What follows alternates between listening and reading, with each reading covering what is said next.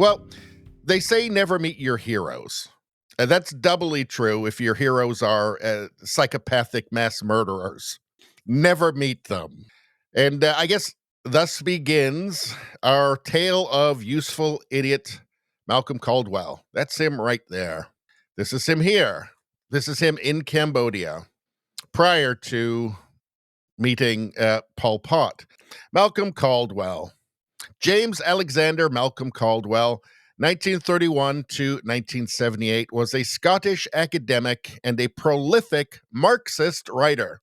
He was a consistent critic of American foreign policy, a campaigner for Asian communist and socialist movements, and a supporter of the Khmer Rouge. Caldwell was murdered a few hours after meeting Pol Pot in Cambodia. Though who was responsible for the murder remains debated. Well, it actually doesn't, but this is Wikipedia. So first, we're going to talk a little bit about this man, Malcolm Caldwell, and we'll just get a sense of who he was. And then we're going to get into what was the Khmer Rouge. We're going to talk a little bit about communist apologetics in the academy. Then we're going to get to Pol Pot himself, and then the end game for Malcolm Caldwell. It did not go well for him. Let's see. About as not well as you can go. Malcolm Caldwell was born in Stirling, Scotland, the son of an architect. My point is that this guy had a nice, at least upper middle class background, as Champagne socialists usually do. Yes, and he did not come from a line of coal miners. In 1959, he joined the School of Oriental and African Studies at the University of London as a research fellow. As well as being an academic, he was an energetic and committed radical political activist. He was chair of the British Campaign for Nuclear Disarmament from 1968 to 1970. He was dedicated to criticizing Western foreign policy and capitalist economics. Let's see. Let's take a look at some of his books. The Wealth of Some Nations, Socialism and the Environment. I mean, it all sounds like kind of boilerplate commie bullshit, right? Oil and Imperialism in East Asia, Thailand Towards the Revolution. Let's see. Kampuchea, Rationale, Kampuchea, Rationale for a Rural Policy. Kampuchea is what Cambodia was called by the Khmer Rouge, by Pol Pot. The rural policy there that he's advocating for killed a quarter of the population. Let's see, planning and urbanism in China. So it's all kind of exactly what you would expect. Let's take a look at his book, The Wealth of Some Nations. Wealth of Some Nations, so clever. A provocative introductory text, the first to integrate the Western energy crisis with third world food shortage, analyzing the history and politics which have led to this explosive situation. So this was first published in 1977. Why are 2/3 of the world impoverished? Have we exhausted the soil's capacity to feed our present world population? What part does food production play in the generation of national wealth? And should we knowingly destroy our natural energy resources, coal and oil? Caldwell examines both the scientific and socio-political principles governing food production and energy usage in the world today. It's just, again, it's all kind of boilerplate commie bullshit, right? But it's very dated, obviously. Have we exhausted the soil's capacity to feed our present world population? People were worried about that. Let's see. 1977. So he was at about there. Or there we go. 1970. He was about there. You can see here, this is agricultural output, 1961 to 2019. As you can see, it's gone up sharply. It turns out that we were able to produce more than enough food for the world. And already it was on the way up while he was still alive, while he was writing that book. But it's the sort of thing that commies ignore. They ignore reality every single time. They're just not interested in it. They're interested in the ideology and the dream of the utopia. But as you can see, it's all very dated. Oh, the other thing is, too, that for commies, talking about, they like to talk about poverty a lot. Here's world poverty. So this is people making the equivalent of about $2 a day, right? You can see, well, since the Industrial Revolution and global capitalism, you can see it's just gone off a cliff, right? Even like here when he was writing, it was going sharply off of a cliff, right? This is a kind of it should be like the final evidence needed for the entire world to turn away from ridiculous utopian ideals like Marxism, like communism. Because I mean, it's all right here. Communism didn't do this to global poverty. Communism didn't. This is capitalism. Capitalism did this. I mean, you can't, it's hard to imagine a sharper improvement globally. But he did not live long enough to see that because he went to go visit his hero in Cambodia. Not a great idea. Not a great idea. Useful Stooge Hall of Fame. I found this on Medium. This is from 2015. In a recent and fascinating piece for The Spectator, James Bartholomew bemoaned what he called the socialist indoctrination provided by British universities to foreign students who then return home, rise to positions of power, apply what they've learned, and as a result, do a lot of damage to their nation's economies. A current example, Yanis Varoufakis, who, as Greece's financial minister earlier this year, turned what had actually been an expanding economy into a total disaster. Now, remember, this was written in 2015. In passing, Bartholomew noted that while most of the British professors responsible for converting foreign students to bad economics, in other words, Marxism, remain comfortably in the UK, uninvolved in the misery they have sown overseas. There has been one striking example to the contrary. Malcolm Caldwell. He's somebody who had to, well, not live with the consequences of his ideology. He died with it. In the 1970s, Caldwell, a lecturer at the School of Oriental and African Studies at the University of London, was a prominent British voice against U.S. involvement in Vietnam. An open communist, he chaired the campaign for nuclear disarmament and despised America. Caldwell, Michael Ezra has written, quote, was most in his element when writing about the demonstrated strengths of the communist system. Just pure delusion. 5 years ago, in an article for The Guardian, Andrew Anthony provided a glimpse into Caldwell's politics. It's all just, in the 70s, writing about the strengths of the communist system. It's just willful ignorance. Kim Il-sung. It is not that Caldwell was lost in bookish abstraction, for he did visit the various communist regimes he extolled. It was more that when he got there, he was all too willing to accept state propaganda as verified fact. Yes, the various, kind of Potemkin villages they set up, which are not for regular people, and they're not real life for the population. It's just for useful idiots, for foreign sympathetic journalists and the like, or academics and the like.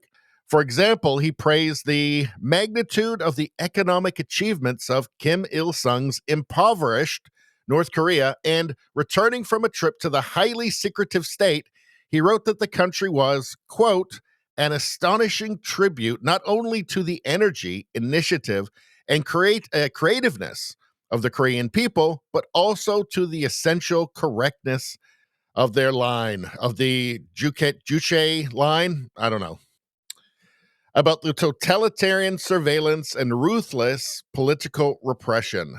Caldwell said nothing about the totalitarian surveillance and ruthless political repression. Caldwell said nothing. Of course not. They ignore it. It's just willful ignorance. It's ideological capture. They don't care. Caldwell wasn't just a fan of the North Korean regime. He also admired Pol Pot, the communist ruler of Cambodia, whom he apparently viewed as having devised a new and wonderful form of totalitarianism. As Ezra puts it, Caldwell, quote, shamelessly regurgitated the propaganda provided by Pol Pot's regime. Caldwell was, of course, far from alone in this enthusiasm. Most Western experts, or most Western experts in quotes, in Southeast Asia cheered the rise of Pol Pot's vicious and violent Khmer Rouge, which ran Cambodia from 1975 to 1979. During those 4 years, about 2 million of that country's 7 million people died. 1 million in executions, and another million from starvation, forced labor, and other such causes. Yet most Western experts, Caldwell included, strenuously denied reports that Pol Pot was committing atrocities because they don't want to believe it. It's called willful ignorance. There's a long, long history going back 100 years of far leftist propaganda, of Marxist propaganda. To propagandize the West, Lenin recruited a corps of useful idiots. This was written in 2013. Contrary to what you may have heard, there really was a world communist conspiracy. Yes, its purpose was not just agitation, but propaganda. To bring it about, V.I. Lenin recruited a special corps of propagandists for what was to become the Communist International, or Comintern. For a fanatic like Lenin, it wasn't enough merely to have a communist revolution in Russia. He wanted communism to take over the world. The fulfillment of Marx's exhortation, workers of the world unite. Lenin also feared that unless other countries went communist, his own revolution would be doomed to collapse under economic failure because, it doesn't really work. It doesn't make for a wealthy country, unfortunately. This drove him to try something new at the time, a special corps of useful idiots. The term is not actually Lenin's, but that of economist Ludwig von Mises. These foot soldiers would push his revolution in every country, co-opting and subverting democratic processes, fomenting strikes, installing secret armies, and above all, propagandizing according to Moscow's dictates. Now, keep in mind, this is all happening over 100 years ago. From its inception, the Corps became a cover and a tool of the Russian Communist Party's activities in the international arena. Also known as the Comintern, Communist International was convened as the Third International in March 1918 with all the known communist parties of Europe and Asia. Useful idiots have been around more than a century. That's the point. I want to show you this. So, this is from a book called In Denial. In Denial. In fact, I'll show you the cover here. I own this book, a hard copy of this book, and I have read it. It's a little dry, but it talks about apologetics and covering and basically propaganda in American academia around the Communist Party of the USA. In Denial, Historians, Communism, and Espionage. And it goes into quite a bit about the United States Communist Party and all the relationship, the deep relationship, obviously, to the Soviet Union, espionage, control from Moscow. It's a actually interesting book. It's a little dry, but I want to show you just a little part of it because it's never really ended. Let's see. It has only been a little more than a decade since the collapse of the Soviet Union and the meltdown of the communist world it once led. Communist regimes survived for much longer than Nazi Germany, and their combined victims vastly outnumbered those murdered by European fascism. Yet very few people seem to know this. Why is that? Well, it's because of subversion, Marxist subversion in academia. Yet the enormous human cost of communism barely registers in American intellectual life. Worse, a sizable cadre of American intellectuals now openly applaud and apologize for one of the bloodiest ideologies of human history. And instead of being treated as pariahs, they hold distinguished positions in American higher education and cultural life. How is it possible that the memory of communist crimes could have vanished so swiftly while the memory of Nazi crimes remains so fresh? Because there's an awful lot of Marxism in in the academy, and that's across the Western world, whether it's United States or Canada or France or the UK or Germany or wherever. There's an awful lot of Marxism, an awful lot of communists, and it's totally acceptable. So this is the world of the Malcolm Caldwell. Now, also, sorry for this. This was written in the early 2000s. So this was about, yeah, it's been a little more than a decade since the collapse of the Soviet Union. So this would have been, 2002 or 2001, something like that. But that's the world of Malcolm Caldwell, academia. So it's gotten worse over time. It's worse now. I mean, there were people in faculty that disagreed with him, at least in the 70s. There were still some people who disagreed with him in the 70s. Now I think you'd have very few. So now we get to the Khmer Rouge. So they're bad. Now they were really, really bad. So this guy was a big fan of these guys. He was a champion for them. The Khmer Rouge is the name that was popularly given to members of the Communist Party of Kampuchea, and by extension, to Democratic Kampuchea, which ruled Cambodia between 1975 and 1979. So Cambodia.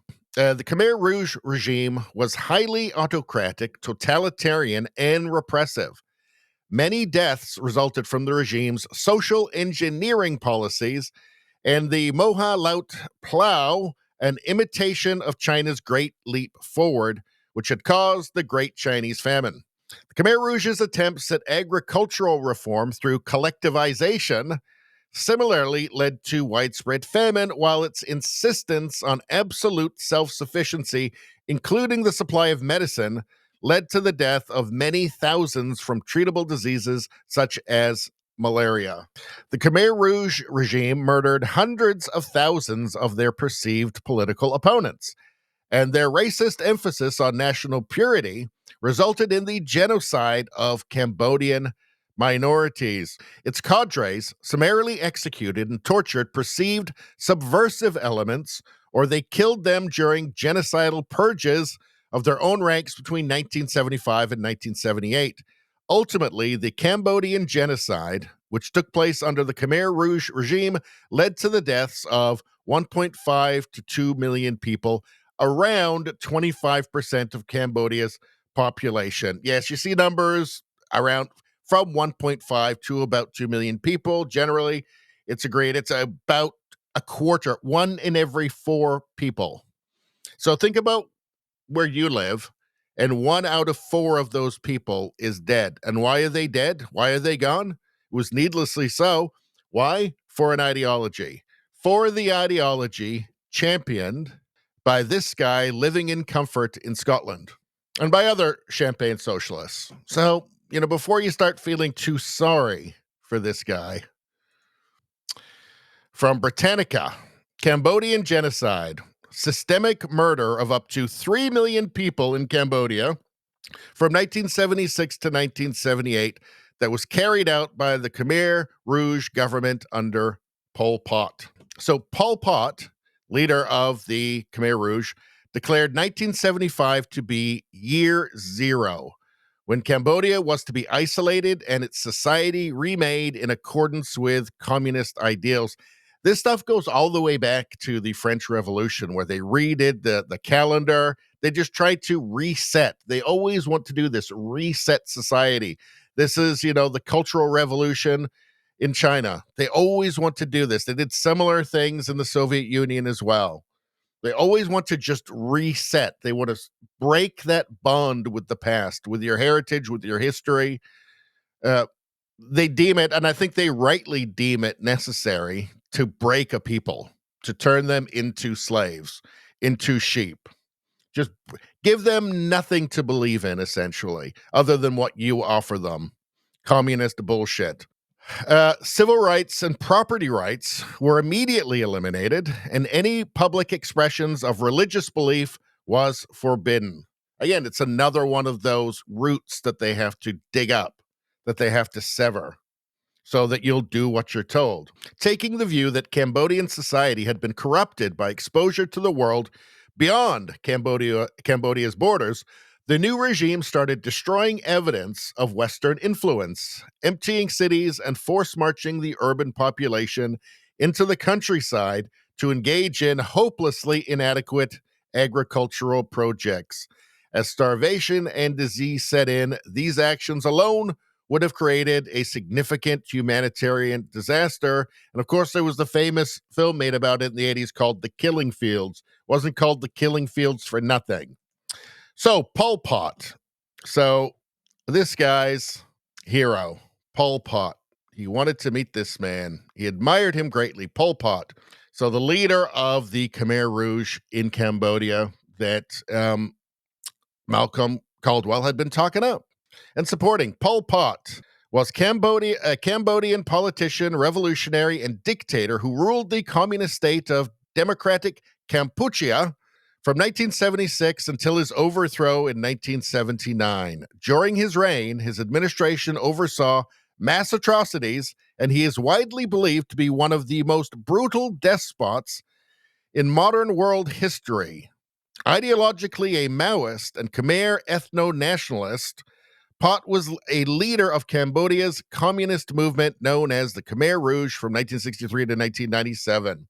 So, one of the most brutal despots in modern world history. And this guy liked him. He liked him. Seemed like a good guy to this guy. Now, of course, he would say, well, the claims are exaggerated. Well, how exaggerated were they? Like, how exaggerated exactly did he think the claims were? Obviously, you have to be at least somewhat in support of slaughter, right? Slaughter for the sake of ideological purity. You have to be somewhat. I mean, what did he say? Well, I mean, he didn't kill 2 million people. I mean, it was really only like maybe 800,000 at most. That's max. It shows you the deep moral failings of these people that are motivated ideologically, that are just ideologically captured. All right, well, you get the point. Really bad guy. Really, really bad guy. Really terrible person. Somebody you should not admire at all. Terrible person. Even if you thought 99% of what you heard about him was all bullshit, still an awful human. Just that 1% would make him by far the worst person that you'd ever met or ever would meet. So this was published in 2025, April 15th, 2025. And it is titled 3 Murders in a Million, The Killings That Launched Pol Pot's Rise, Silenced His Regime's Leading Dissident, and Marked Its End. Well, we're going to be just concerned with the last one here, the third of these 3 murders in a million, although, it was really more like in 2 million or maybe 3 million. Among the million people killed, 3 specific murders provide insight into the methods and motivations of the Khmer Rouge leaders, as well as into Pol Pot's documented policy of imposing secrecy as the basis. Secrecy. Finally, the December 1978 assassination of visiting Scottish academic Malcolm Caldwell revealed Pol Pot's continuing dedication to impose secrecy as the basis of his regime, as does his subsequent cover-up of all 3 murders. So the first 2 might have informed Malcolm Caldwell to not go see Pol Pot, not go and hang out with one of history's worst mass murderers. Maybe I shouldn't hang out with them. I don't know. He seemed like a good dude in that interview. On December 9th, 1978, Malcolm Caldwell of the University of London began a 2-week guided tour of democratic Kampuchea during what was to be its final month. And of course, that's Cambodia. 2 American journalists, Washington Post reporter Elizabeth Becker and Richard Dudman of the St. Louis Post-Dispatch, accompanied Caldwell on the visit. And there he is there. I'm guessing that's in London. Saying, I don't know why they'd murder. Nobody's going to murder me. That psychopathic mass murderer is like, I'll be fine. Unlike his journalist companions, Caldwell was a leftist, an economic historian and author of the wealth of some nations, he favored autarky. He favored autarky for rural, undeveloped countries, urging them to withdraw from the international capitalist system and to rely on their own economic resources. Caldwell had co-authored books on the U.S. and Southeast Asia and on Cambodia, Indonesia, Malaysia, and Thailand. Now, what was happening in the killing fields of Cambodia was just this, was autarky, was withdrawing from the world economy. He also had written articles defending the DK regime, especially its policies that favored rural areas, and argued that the Khmer Rouge evacuation of Cambodia's cities and its focus on rural labor and autonomous development made economic sense, at least in the interests of the peasantry. So, if that makes sense to you, emptying out the cities and forcing everybody to be farm laborers, and killing all of like the doctors and engineers and everybody who knows how to do anything. If you're this guy, and you advocate for that, right? And you know that even if the claims of the massacres are greatly exaggerated, it's still hell on earth. I feel it's hard to feel sorry for somebody like that, which I'd see as deeply immoral. No record has survived of the two men's conversation. This is Pol Pot and Caldwell, right? So he went to Cambodia. He had a meeting with Pol Pot. No record has survived of the two men's conversation. Caldwell wrote nothing in his diary about it. After his one-on-one meeting with Pol Pot, he returned to the guest house where they were staying for dinner with Becker and Dudman. Becker wrote that Caldwell was delighted with his time with Cambodia's leader. The two had spent most of the interview discussing revolutionary economic theory, the topic of choice for Caldwell throughout the trip. So he's loving Pol Pot here. He's loving him. At dinner that evening, we went over stuff, Becker recalled later. So these were the two, Becker and the other one were the American journalists. Caldwell, quote, thought he had a good conversation with Pol Pot. He had avoided at all costs any discussion of Vietnam because there was a war with Vietnam, and he was looking forward to going home. Elizabeth Becker was staying in a room one floor below Caldwell's in the guest house when he was shot. She saw the armed attacker and quickly hid in her room. After this attacker had shot Caldwell, a second intruder immediately shot the killer dead, Becker wrote. Keep in mind, this is just a few hours after Caldwell has had his conversation with his hero, Pol Pot. I waited by myself in the dark for several fearful hours before we were rescued. Dudman was safe, I was told, but Caldwell had been murdered. The Khmer Rouge foreign minister, Lang Seri, blamed the Vietnamese for Caldwell's murder. Still traumatized, I said, no, the gunman was Cambodian. I knew a regime that controlled our every move could have protected us from that assassin. I had to conclude that they wanted Caldwell dead and to frighten Dudman and me. Years later, a scholar found documents in the Khmer Rouge archives showing that several low-level Khmer Rouge figures were tortured and executed for killing Caldwell. These low-level Khmer Rouge had in fact received their orders from Pol Pot and Lang Seri. In 2003, Blake Kerr and cinematographer Alan Scott Moncrief released their film, The Angry Skies, A Cambodian Journey. This film reveals for the first time evidence from a ranking Khmer Rouge commander that the meeting between Caldwell and Pol Pot had been recorded, and when it was over, Lang Seri came into the room and told Pol Pot that too much had been said and that Caldwell had to be eliminated.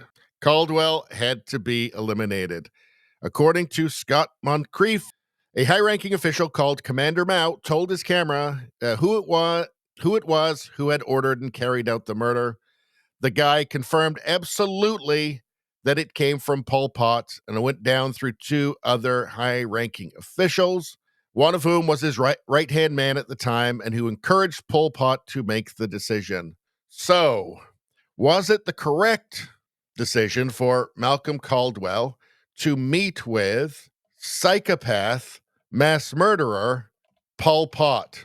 No, it was a wrong choice. Definitely the wrong choice. He shouldn't have done it.